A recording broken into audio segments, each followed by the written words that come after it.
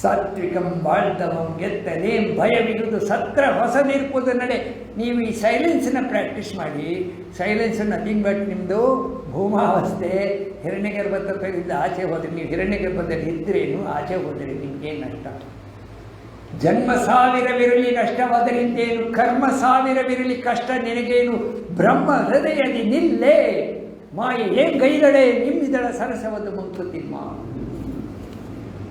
ಬ್ರಹ್ಮ ಹೃದಯದಿ ನಿಲ್ಲೆ ಏನರ್ಥ? ಅಂತರದಲ್ಲಿ ಎಲ್ಲ ಸಮಾಧಾನ ಶಾಂತಿ ಸಿಕ್ಕಿದ್ಮೇಲೆ ಎಲ್ಲ ಏನಾಗುತ್ತೆ? ಹೇಗಾಗುತ್ತೆ? ಅಂತರದ ಆನಂದ ಸಿಕ್ಕಿದ್ಮೇಲೆ ಇವಾಗ ಏನು ಬೇಕಾಗಿದೆ? ಕಿವಿಗೆ ಯಾವುದು ಕೇಳಿಸಲ್ಲ ಸರ್ ನಿಮಗೆ.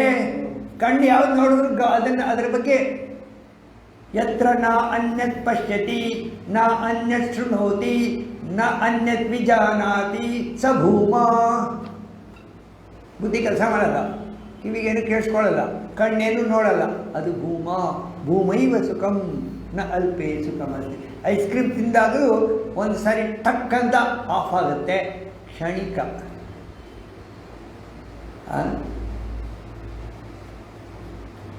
ನಾವು ಪಡೆಯೋ ಸುಖಗಳೆಲ್ಲ ಒಂದೊಂದು ತುಣುಕು, ಪರಬ್ರಹ್ಮನ ತುಣುಕು ಅಷ್ಟೇ. ಪೂರ್ಣ ರವಿ ಅಲ್ಲಿದ್ದಾನೆ ಪರಬ್ರಹ್ಮ ತತ್ವ. ಆ ಪ್ರತಿಫಲಿತ ತುಣುಕು ನಮ್ಮದು ಅನ್ನೋದು ಆನಂದ. ಆ ರವಿ ಎಲ್ಲಿದ್ದಾನೆ ಅಂದರೆ ಒಳಗಡೆ ಇದ್ದಾನೆ. ಸೊ ಭೂಮ ಯಾಕೆ ಇಷ್ಟು ಹೇಳಿ ಬಂದರೆ ನನಗೆ ಸ್ವಲ್ಪ ಹೇಳಬೇಕು ಅನ್ನಿಸ್ತು, ಅದಕ್ಕೋಸ್ಕರ ಹೇಳಿದೆ. ಇಲ್ಲಿ ಏನು ಹೇಳ್ತಾರೆ ಅಂದರೆ ದ ಭೂಮಾನ್ ನೋಡಿ, ದ ಭೂಮಾನ್ which is everywhere, which is established in its own glory. ಅದಕ್ಕೆ ಬೇರೆ ಗ್ಲೋರಿ ಇಲ್ಲ, ಅದೇ glory. By knowing which there is nothing else to be known. ಈಗ ನಿಮ್ಮ ಇಂಟೆಲೆಕ್ಟ್ಗೆ ಏನು ಕೆಲಸ ಇದೆ? Nothing else to be known ಅಂದ್ರೇನು? ಇಂಟೆಲೆಕ್ಟ್ ಕಿತ್ ಬಿಸಾಕಿ ಅಂತ. Is the self of all beings, is the self of all beings. ಏನರ್ಥ? ಸೆಲ್ಫ್ ಆಫ್ ಭೂಮ ಅಂದರೆ ಸೆಲ್ಫ್ ಆಫ್ ಆಲ್ ಬೀಯಿಂಗ್ಸ್. ಎಲ್ಲರ ಮೂಲಕವೂ ಕೆಲಸ ಮಾಡ್ತಾ ಇರೋ ಪರಬ್ರಹ್ಮ ತತ್ವ ಭೂಮ. ಅದು ನಿಮ್ಮಲ್ಲಿದೆ, ನಿಮ್ಮಲ್ಲಿದೆ, ಖಂಡಿತವಾಗೂ ಇದೆ. ಇಲ್ಲದೆ ಹೋಗಿದ್ದರೆ ನಾವು ಯಾರು ಈ ಥರ ಕೂತಿರಲ್ಲ ಕರೆಕ್ಟಾಗಿ. ಹೌದಾ? ನಾವು ಉಸಿರಾಡ್ಕೊಂಡು ಕೂತಿರ್ಬೇಕಾದ್ರೆ ಒಳಗಡೆ ಅದಿರಬೇಕು. ಯಾವುದು? ಆ ಭೂಮಾ ಸ್ಥಿತಿ ಒಳಗಡೆ. ಆದರೆ ನಮ್ಮ ಇಕ್ವಿಪ್ಮೆಂಟ್ ಏನಾಗುತ್ತೆ? ಒಂದು 0 ಬಲ್ಬು, ಒಂದು 15 ಬಲ್ಬು, ಒಂದು 15 ಕ್ಯಾಂಡ್ಲು, ಒಂದು 60 ವ್ಯಾಟ್ಸು, ಒಂದು 100 ವ್ಯಾಟ್ಸು. ನರೇಂದ್ರ ಮೋದಿ ಆದರೆ 1000 ವ್ಯಾಟ್ಸು. ಜಾಸ್ತಿ ಕೆಲಸ ಮಾಡುತ್ತೆ. ಯಾರು ತಮ್ಮನ್ನು ತಾವು ಅರ್ಪಿಸಿಕೊಳ್ತಾರೆ ಅವ್ರ ಮೂಲಕ ಈ ಶಕ್ತಿ ಬಹಳ ಹೆಚ್ಚು ಕೆಲಸ ಮಾಡುತ್ತೆ. ನಾನು ನನ್ನನ್ನು ಯಾರಿಗಿರುವುದಿಲ್ಲೋ ಅವ್ರ ಮೂಲಕ ಈ ಶಕ್ತಿ ಬಹಳ ಜಾಸ್ತಿ ಕೆಲಸ ಮಾಡುತ್ತೆ. ಎಲ್ಲರೊಳಗೊಂದಾಗು ಮಂಕುತಿಮ್ಮ ಅಂದ್ರೇನು? ಎಲ್ಲರಲ್ಲಿ ನಿನ್ನನ್ನು ನೋಡು ಅಂತ. ನಿನ್ನಲ್ಲಿರುವ ಭೂಮಾ ಸ್ಥಿತಿಯನ್ನು ಎಲ್ಲರಲ್ಲಿ ನೋಡು, ಗುರುತಿಸು. ಈಗ ಹಿಂಗೆ ಹೇಳ್ತಿರಲ್ಲ, ಏನಿದು ಈ ಥರ ನಮಸ್ಕಾರ ಅಂತ ಹೇಳ್ತಿರಲ್ಲ ಎಲ್ಲರಿಗೂ, ಏನದು? ಎಲ್ಲರೂ ಇದು ನಾನು, ಇದು ನೀವು, ನಾನು ನೀವು ಒಂದು ಪರಮಾತ್ಮ ತತ್ವ ಅಂತ ನಮಸ್ಕಾರ ಮಾಡೋದು. ಅದು ಏನು ಅರ್ಥ ಮಾಡ್ಕೊಂಡಿದ್ದಾರೆ ಗೊತ್ತಿಲ್ಲ. ನಾವು ನಿಮ್ಮನ್ನು ಅಯ್ಯಪ್ಪದಲ್ಲಿ ಎಲ್ಲರೂ ಅಯ್ಯಪ್ಪ ಅಯ್ಯಪ್ಪ ಎಲ್ಲರನ್ನೂ ಅಯ್ಯಪ್ಪ ಅಂತ ಹೇಳ್ತಾರೆ ಅವರು. ಹೌದಾ? ಅದೇ ರೆಕಗ್ನೈಸ್ ಪರಮಾತ್ಮ ತತ್ವದಲ್ಲಿ ಎಲ್ಲ ಕಡೆ ನೋಡೋದು ಭೂಮ. ಸೊ ಸ್ವಲ್ಪ ಡೀಪಾಗಿ ಹೋಗಲಿಕ್ಕೆ ಆಗ್ತಾ ಇಲ್ಲ, ಯಾಕೆಂದರೆ ಇದು ಟೆಕ್ನಿಕಲ್ಲು. One who realises. ನೋಡಿ, ಈಗ ಇದಾಯ್ತಲ್ಲ, ಸೆಲ್ಫ್ ಆಫ್ ಆಲ್ ಬೀಯಿಂಗ್ಸ್ ಅಂತ ಆಯಿತು. ಇದನ್ನೇ ಒನ್ ಹೂ ರಿಯಲೈಸಸ್ ಅಂದರೆ ಅರ್ಥ ಏನು? ಅದನ್ನು ತಿಳ್ಕೊಂಡು ಅದರಲ್ಲಿ ಇರಲಿಕ್ಕೆ ಯಾರು ಪ್ರಯತ್ನ ಮಾಡ್ತಾನೆ, ಆ ದೃಷ್ಟಿಯಿಂದ ಪ್ರಪಂಚವನ್ನು ಯಾರು ನೋಡ್ತಾನೆ ಅವನು one who realises it becomes ಸ್ವರಾಟ್. Like a king, he will have full freedom in all the worlds. All the worlds ಅಂದರೆ ಅರ್ಥ ಏನು? He will have full freedom in all the worlds ಅಂದರೆ ಏನರ್ಥ?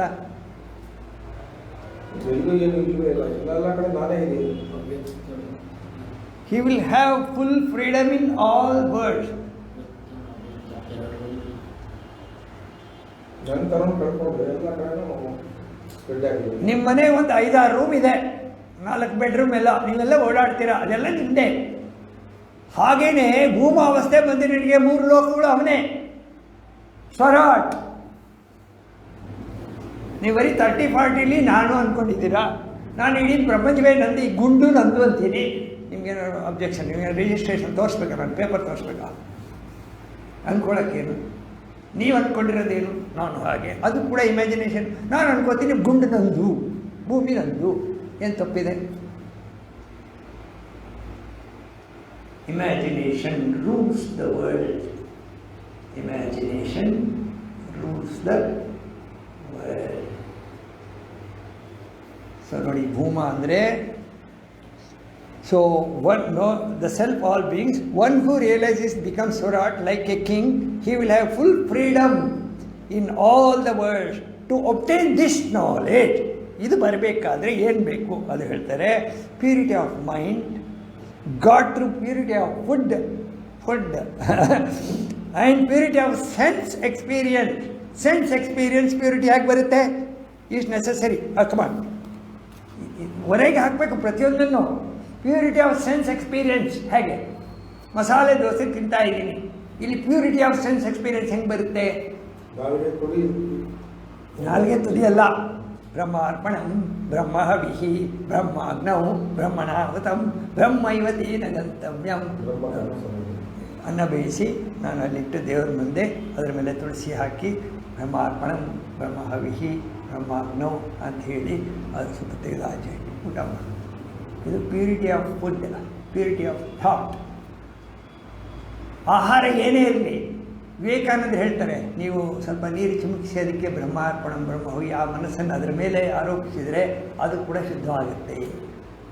This is purity of food. Purity of food ಅಂದರೆ ನಿಮ್ಮ ಮನಸ್ಸು ಎಷ್ಟು ಶುದ್ಧವಾಗಿದೆ. ಆಹಾರ ತಗೊಳ್ತಾ ಇರುವಾಗ ನಿಮ್ಮ ಮನಸ್ಸು ಯಾವ ಮಟ್ಟದಲ್ಲಿರುತ್ತೆ. ಕೆಲವರು ಗುಂಡು ಹಾಕ್ಬಿಟ್ಟು ಆಮೇಲೆ ಆ ಮಟ್ಟ ಬೇರೆ. ಹೌದಲ್ವಾ? ಡೋಸ್ ಹಾಕ್ಬಿಟ್ಟು ಆಮೇಲೆ ಊಟಕ್ಕೆ ಹೋಗ್ತಾರೆ, ಅದು ಬ್ರಹ್ಮಾರ್ಪಣವೇ. ಅದು ಬೇರೆ ರೀತಿ. ಇಲ್ಲಿ ನಾವು ಮಾಡೋ ಬ್ರಹ್ಮಾರ್ಪಣೆ, ನಾವು ಊಟ ಮಾಡುವಾಗ ಏನು ಹೇಳ್ತೀವಿ? ಪುರುಷೋತ್ತಮ ಪ್ರಾಪ್ತಿ ಯೋಗ 15ನೇ ಅಧ್ಯಾಯ ಹೇಳಿ ಊಟ ಮಾಡ್ತೀವಲ್ವಾ? ಹೌದು ತಾನೇ? ವೈಶ್ವಾನರೋ ಭೂತ್ವಾ ಪ್ರಾಣಿನಾಂ ದೇಹಮಾಶ್ರಿತ ಅಂದರೆ ಪರಬ್ರಹ್ಮ ತತ್ವವನ್ನು ಆ ಆಹಾರದಲ್ಲಿ ಆರೋಪ ಮಾಡಿಕೊಂಡು ನಾನು ಬ್ರಹ್ಮ, ಇದು ಬ್ರಹ್ಮ. ಇದು ಪ್ಯೂರಿಟಿ ಆಫ್ ವರ್ಡ್. ಆ ಸ್ಥಿತಿ, ಭೂಮಾ ಸ್ಥಿತಿ ಬರಬೇಕಾದ್ರೆ ನೋಡಿ, to obtain this knowledge, purity of mind got through purity of food and purity of sense experience. ಯಾವುದೇ ಎಕ್ಸ್ಪೀರಿಯನ್ಸ್ ಆಗಲಿ, sense experience, you do it very very very slowly with a divine feeling, then it is a Brahma karma. It's a divine experience. Slow. It's a Brahma experience. ಎಷ್ಟು slow ಮಾಡ್ತೀರಾ ಅಷ್ಟು ನಿಮಗೆ ಆ ಬ್ರಹ್ಮ ಪ್ರಾಪ್ತಿ. ಊಟ ಮಾಡುವಾಗ, ಮಾತಾಡುವಾಗ, ಪ್ರತಿಯೊಂದು ಬ್ರಹ್ಮಾರ್ಪಣಂ ಬ್ರಹ್ಮ ಹವಿ. ಇದು ನಿಲ್ಸೋಣ, ಸ್ವಲ್ಪ ಕಗ್ಗ ಮಾಡೋಣ. ಸ್ವಲ್ಪ ಟೆಕ್ನಿಕಲ್. ನಾನು ಇದನ್ನು ಪುನಃ ಮುಂದೆ ಮಾಡಬೇಕು ಅಂತ ಇದ್ದೀನಿ, ಇನ್ನೂ ಸ್ವಲ್ಪ ಇದೆ. ಅನಂತ್ ಕುಮಾರ ಅದು ಸ್ವಲ್ಪ ಕಗ್ಗ ತಗೊಳ್ಳೋಣ. ನೋಡಿ, ಜಾಸ್ತಿ ಟೆಕ್ನಿಕಲ್ ಆದರೆ ಏನಾಗುತ್ತೆ ಗೊತ್ತಾ? ನಮ್ಮ ಸಿಸ್ಟಮ್ ತಯಾರಾಗಿರಲ್ಲ. ಆಗ ನಾವು ಏನು ಹಾಕಿದ್ರೆ ಹೋಮದಲ್ಲಿ ಬೆಂಕಿ ಇರಲ್ಲ, ನೀವು ಸುಮ್ಮನೆ ಹವಿಸ್ ಹಾಕಿದ್ರೆ ಏನಾಗುತ್ತೆ ಹಂಗಾಗುತ್ತೆ. ಸೊ ಹಾಗಾಗಬಾರ್ದು ಅಂತ. ಸೊ ಇದರಲ್ಲಿ ಕಗ್ಗ ಅದು 4-5 ಕಗ್ಗ ತಗೊಂಡಿದ್ದೀನಿ, ಇದಕ್ಕೆ ಅನುಕೂಲ ಆಗೋ ಥರ. 929. ನೀವು ಈ ಕಗ್ಗ ಓದಿದಾಗ ಇಷ್ಟವರೆಗೆ ನಾವು ಏನು ಡಿಸ್ಕಸ್ ಮಾಡಿದ್ದೀವಿ ಆ ವಿಚಾರವನ್ನು ಮನಸ್ಸಲ್ಲಿ ಇಟ್ಕೊಂಡು ಕಗ್ಗ ಓದಿದರೆ ಸ್ವಲ್ಪ ಬೆನಿಫಿಟ್ ಜಾಸ್ತಿ ಬರ್ಬೋದು ಅದರಲ್ಲಿ ಅಂತ ಅಂದ್ಕೊಂಡಿದ್ದೀನಿ. 929.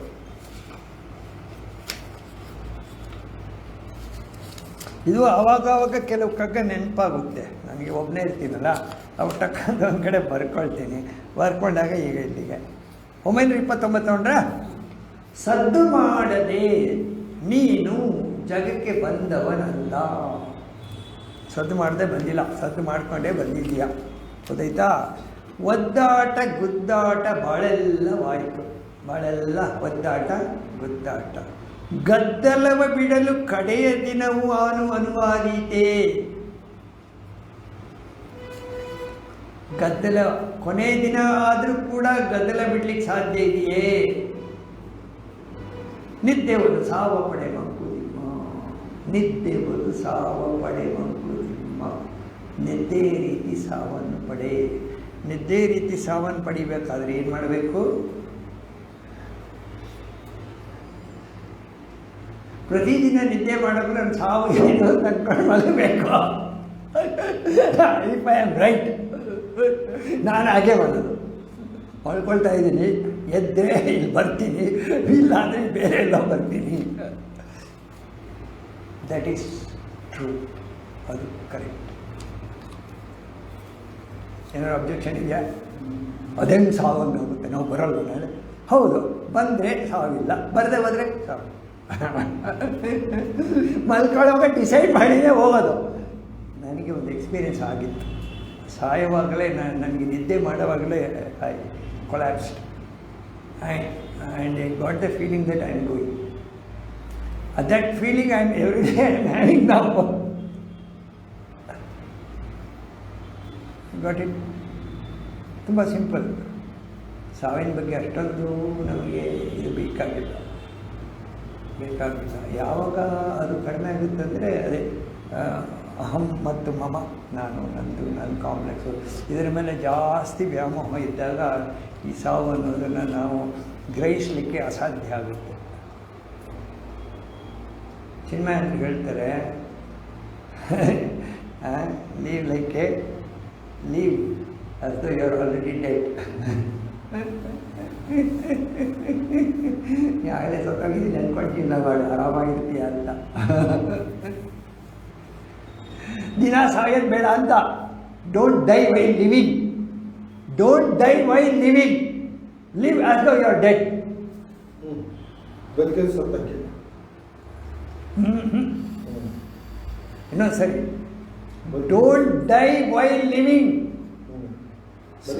ಯಾರೋ ಬೈತಾರೆ, ಸುಮ್ಮನೆ ಸಾಯ್ತಾರೆ ಅಂತ. ಸುಮ್ಮನೆ ಸಾಯ್ತಾರೆ ಅಂದರೆ ಬದುಕಿರೋವಾಗಲೇ ಸಾಯ್ತಾ ಇರ್ತಾರೆ ಅಂತ ಅರ್ಥ ಆಯ್ತಾ? ಡೋಂಟ್ ಡೈ ವೈ ಅಂದರೆ ದಿವಸ ಸಾಯೋ, ಏನು ಸಾಯೋದು ಬೈಕೊಳ್ಳೋದು, ಏನು ಸಾಯೋದು ಒಂದೇ ಸರಿ, ಗೋಳಾಡೋದು ಅಷ್ಟೇ. ಸಾಯೋದಂದರೆ ಗೋಳಾಡೋದು. So don't die why living. Live as though you are ದಿನ ಬದುಕೊಳ್ಳುವಾಗ ನಾನು ಬರ್ತಾ ಇದ್ದೀನಿ, ಎದ್ದರೆ ನಾಳೆ ಇಲ್ಲಿ ಹೇಳ್ತೀನಿ, ಬೇರೆ ಕಡೆ ಹೇಳ್ತೀನಿ, ಬರದೆ ಹೋದರೆ. ತುಂಬ ಸಿಂಪಲ್, ತುಂಬ ಸಿಂಪಲ್, ಭಾಳ ಕಷ್ಟ. ಸದ್ದು ಮಾಡೋ ಜಗಕ್ಕೆ ಬಂದವರಲ್ಲ ಅಂದರೆ ನಮ್ಮ ಒಂದು ವಾಸ್ತವ ಇಟ್ಕೊಂಡು ಬಂದ್ವಿ ಅಂತ ಆಮೇಲೆ ಫಸ್ಟ್ ಸದ್ದು ಮಾಡದೆ ನೀನು ಜಗಕ್ಕೆ ಬಂದವರಲ್ಲ. ಅಯ್ಯೋ, ನೀವು ಕಿರ್ಚ್ಕೊಂಡೆ, ನೀವು ಅಳದೆ ಹೋದರೆ ಅವ್ರು ಹೊಡಿತಾರೆ. ಮಗು ಅಳಬೇಕು ಅಂತ ನಡ್ಸ್ ಹೊಡಿತಾಳೆ ಫಟ್ ಅಂತ, ಅವಾಗ ಅಳುತ್ತೆ. ಅಳಬೇಕು, ನೀವು ಸದ್ದ ಮಾಡಬೇಕು. ಇಲ್ಲದೆ ಹೋದರೆ ಅವರು ಮಗು ಸತ್ತೋಗಿದೆ ಅಂತಾರೆ, ಅದಕ್ಕೆ ಜೋರಾಗಿ ಹೊಡಿತಾರೆ. ಮತ್ಕೊಳ್ಳೆ ಅಂತ ಅಳುತ್ತೆ. ಇದೆಲ್ಲ ಪ್ರಾಕ್ಟಿಕಲ್ ವೇದ ಅಂತ. ಇವಾಗ ಹೊಡಿತಾರೆ ಒಂದು, ಅವಾಗ ಅಳುತ್ತೆ ಅದು. ಸದ್ದು ಮಾಡದೆ ಜಗಕ್ಕೆ ಬಂದವನಲ್ಲ. ಆಮೇಲೆ ಬಂದ್ ಮಾಡೋದೇನು, ಗುದ್ದಾಟ ಎಲ್ಲ ಅದೇ. ಅಲ್ಲಿ ಏಟ್ ತಿಂದ್ಬಿಟ್ಟು ಎಲ್ಲರಿಗೂ ಹೊಡಿಯೋದು. ಆಮೇಲೆ ಇದು ಚೆನ್ನಾಗಿದೆ ನೋಡಿ, ಗದ್ದಲವೇ ಬಿಡಲು ಕಡೆ ದಿನವೂ ಆನು ಆದೀತೆ. ಕೊನೆ ದಿನ ಆದರೂ ಗದ್ದಲ ಬಿಡ್ಲಿಕ್ಕೆ ಸಾಧ್ಯ ಇದೆಯೇ? ನಿದ್ದೆವಲು ಸಾವ ಪಡೆ. ಏನಿದು? ಸಾಧನೆ ಮಾಡಬೇಕು. ಮೊನ್ನೆ ಒಂದು ಕಗ್ಗ ಬಂತಲ್ಲ, ಯಾವುದು? ಸಾವು ಜೀವನದ ಕೊನೆ ಅಲ್ಲ ಎಂಬ ಭಾವನೆ. ಮೊನ್ನೆ ಬಂತು. ಅದು ಸುಕೃತ. ಸಾವೇ ಕೊನೆ ಅಲ್ಲ, ಇನ್ನು ಇದೆ ಬೇಕಾದಷ್ಟು. ಆ ರೀತಿ ತಿಳ್ಕೋಬೇಕು. ಆವಾಗ ಭಾಳ ಲೈಟಾಗಿರ್ಬೋದು. ಸಾವಿನ ಭಯನೇ. ಈ ಆಸ್ಪತ್ರೆಯವರೆಲ್ಲ ದುಡ್ಡು ಮಾಡೋದು ಇಲ್ಲಿಂದ, ಈ ಭಯ ಇಲ್ಲ. ಜಾಸ್ತಿ ಎಲ್ಲರೂ ನಂತರ ಸತ್ತರೆ ಹೋಗಲಿ ಹೋಗಯ್ಯ ಅಂತ. ನಮ್ಮಪ್ಪನ ಆಸ್ಪತ್ರೆಗೆ ಸೇರಿಸಿಲ್ಲ, ಮನೇಲೇ ನೋಡ್ಕೊಂಡಿದ್ದು. ಅವ್ರು ಡಾಕ್ಟ್ರ್ ಹೇಳೋದು, ಇಲ್ಲ ರೀ ನೀವು ಡಾಕ್ಟ್ರ್ ಸರ್ಟಿಫೈ ಮಾಡಬೇಕು, ನಾವು ಕೊಡೋಕ್ಕಾಗಲ್ಲ, ನೀವೇ ನೋಡ್ಕೊಂಡಿದ್ದೀರಾ, ಸತ್ತೋಗಿದ್ದೀರ, ಅದು ನಾವು ಹಿಂಗೆ ಮಾಡೋದು. ನಮಗೊಬ್ಬರು ಡಾಕ್ಟ್ರು ಸರ್ಟಿಫೈ ಕೊಟ್ಬಿಟ್ಟು ಯಾರಿಗೂ ಲಂಚ ಕೊಟ್ಬಿಟ್ಟು ಒಂದು ಸರ್ಟಿಫಿಕೇಟ್ ತಗೊಂಡು ಏನೋ ಹಾರ್ಟ್ ಅಟ್ಯಾಕ್ ಅದು ಏನೋ ಒಂದು ಬರುತ್ತೆ. ನಾನು ಡಿಸೈಡ್ ಮಾಡಿಬಿಟ್ಟೆ, ಕೊಡಬಾರ್ದು, ಆಸ್ಪತ್ರೆಗೆ ಕೊಡಬಾರ್ದು, ನಮ್ಮ ಹತ್ರನೇ ಇರಬೇಕು, ನಾವೇ ನೋಡ್ಕೊಬೇಕು. ಆಯುರ್ವೇದಿಕ್ ಮಾತ್ರ ನಮ್ಮ ಭಾವನೆ ಎಷ್ಟು ದೊಡ್ಡದು. ಸುಮ್ಮನೆ ಚುಚ್ಚಿಸ್ಕೊಂಡು ಆ ವೆಂಟಿಲೇಟರ್ ಇಟ್ಬಿಟ್ಟು ಕೊನೆಗೆ ಒಂದು ದಿವಸ ಬಂದು ಆಚೆ ನೀವು ತೆಗೀರಿ ಅಂದರೆ ತೆಗಿತೀವಿ ಅಂತ ನಿಮಗೆ ಹೇಳ್ಬಿಡ್ತಾರೆ. ನೀವು ಹೇಳ್ಬೇಕು ತೆಗೀರಿ ಅಂತ. ಆವಾಗ ನಿಮ್ಮ ಕೈಲಿ ಸಾಯಿಸ್ಬೇಕು. ಅವ್ರು ಸಾಯಿಸಿದ ನನ್ನ ಮೊದಲೇ ಹೋಗಿರ್ತಾರೆ. ಸರ್ ಈ ಸಾವು ಬೇಕಾ? ಅದೇ ಹೇಳ್ತಾ ಇರೋದು, ಇದ್ದೇವಲ್ಲ ಸಾವು ಪಡೆ ಅಂತ. ಬದುಕಬೇಕು ಅನ್ನೋ ಆಸೆ ನಮ್ಮನ್ನು ಆ ಮಟ್ಟಕ್ಕೆ ತಗೊಂಡೋಗುತ್ತೆ. ಕಂಡ್ಕೊಂಡವರೆಲ್ಲ ದುಡ್ಡು ಕಿತ್ಕೋತಾರೆ.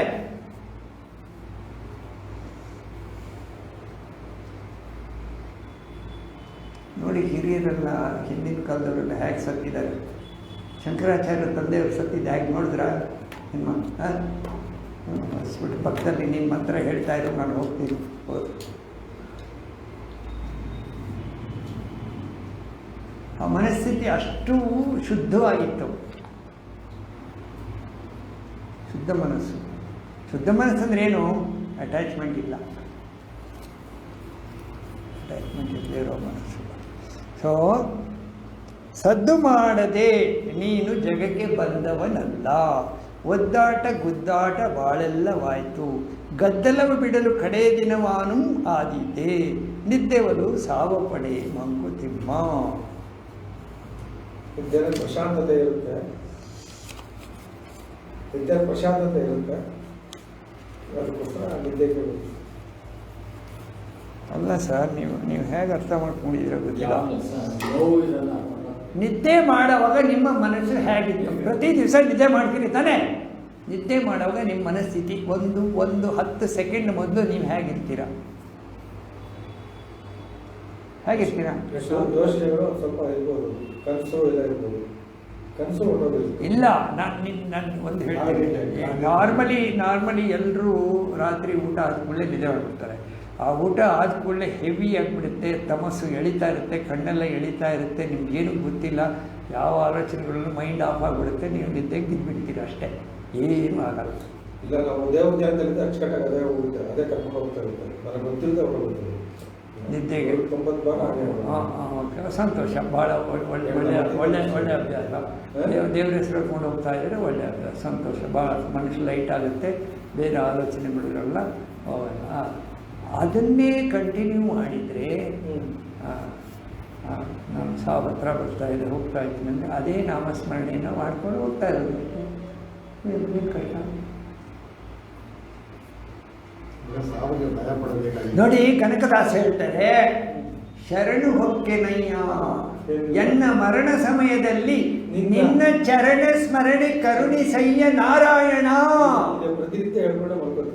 ಹೇಳಿದಾಗ ಅವನೇ ಕರುಣಿಸ್ಬೇಕು. ಅಲ್ಲಿಂದ ಹಿರಣ್ಯಗರ್ಭದಿಂದ ಬರಬೇಕದು, ನಿಮ್ಮಿಂದ ಹೋಗೋದಲ್ಲ. ನೀವು ತಯಾರಾಗಿರ್ಬೇಕು. ಶರಣು ಹೊಕ್ಕೆನಯ್ಯ. ಶರಣು ಹೊಕ್ಕೆ ಅಂದರೆ ನನ್ನನ್ನು ನಾನು ಅರ್ಪಿಸ್ಕೊಂಡಿದ್ದೀನಿ. ಅದು ಫಸ್ಟು ಕ್ವಾಲಿಫಿಕೇಷನ್ನು. ನನ್ನ ಅರ್ಪಿಸ್ಕೊಳ್ಳೋದು ಫಸ್ಟು. ಆಮೇಲೆ ಎನ್ನ ಮರಣ ಸಮಯದಲ್ಲಿ ನಿನ್ನ ಚರಣ ಸ್ಮರಣೆ ಕರುಣಿಸಯ್ಯ ನಾರಾಯಣ. ದೇವರನ್ನು ಕೇಳ್ಕೋಬೇಕು, ಆಯಿತಾ?